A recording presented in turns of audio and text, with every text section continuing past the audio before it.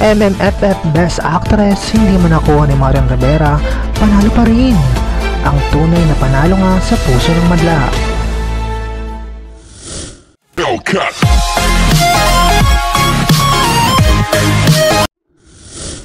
Magandang araw, maligayang pagbabalik sa ating channel. Ako'y nagbabalik para sa pinakabagong balita mula sa mundo ng entertainment. Huwag kalimutang mag-like, mag-share at mag-subscribe para sa iba pang mga update. Tara na!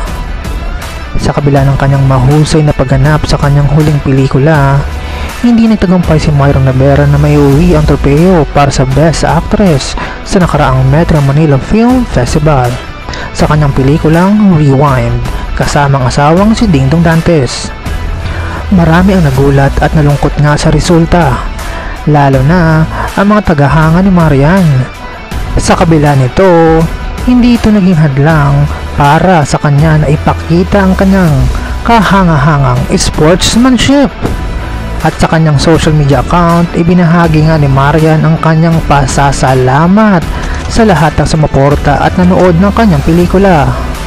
Sinabi rin niya na ang kanyang pag-arte ay hindi lang para sa tropeo, kundi para sa kanyang mga tagahanga at sa sining ng pelikulang Pilipino.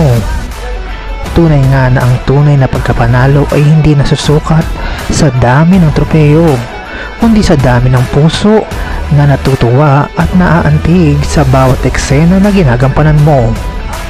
That's all for today's chika. Feel free to share your thoughts in the comment section below.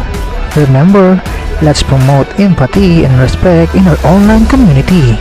Until then, don't forget to like this video, subscribe to our channel, and hit the notification bell button so you never miss any entertainment news.